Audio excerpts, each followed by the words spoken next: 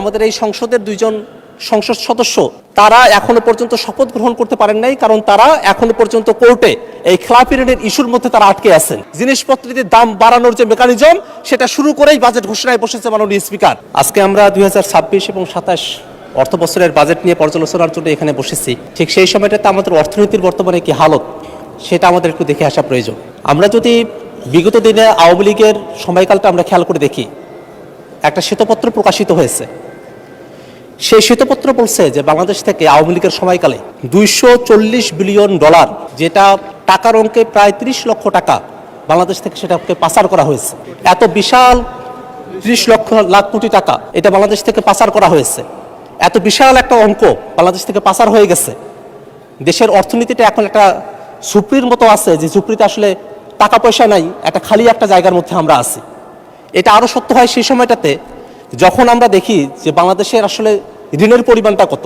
এ সরকার যখন দায়িত্ব গ্রহণ করে সে তখন ঋণের পরিমাণটা ছিল 23 লাখ কোটি টাকার মতো, কিন্তু এই কয়েক মাসেই এই ঋণের পরিমাণ কিন্তু আরও 1 লাখ কোটি টাকার উপরে বেড়ে এখন 24 লাখ কোটি টাকা এটা রূপান্তরিত হয়েছে।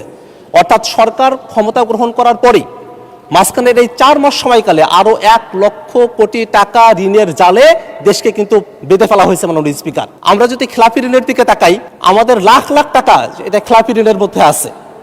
এমনকি এই অবস্থা হয়ে আছে যে আমাদের এই সংসদের দুইজন সংসদ সদস্য তারা এখনো পর্যন্ত শপথ গ্রহণ করতে পারেন নাই, কারণ তারা এখনো পর্যন্ত কোর্টে এই খেলাপি ঋণের ইস্যুর মধ্যে তারা আটকে আছেন।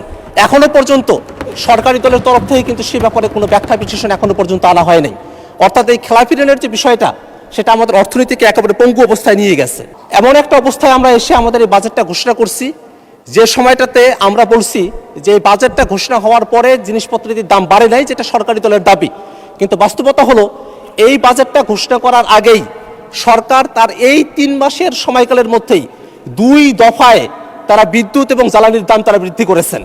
এবং যখন বিদ্যুৎ এবং জ্বালানির দাম বৃদ্ধি করা হয়, পাশাপাশি এই জিনিসটা পরিবহন সেক্টরে যেমন প্রভাব ফেলে, তেমনি করে উৎপাদনের ব্যয় বৃদ্ধি করে সমস্ত জিনিসপত্র দিতে দামগুলো বৃদ্ধি হয়ে যায় মাননীয় স্পিকার।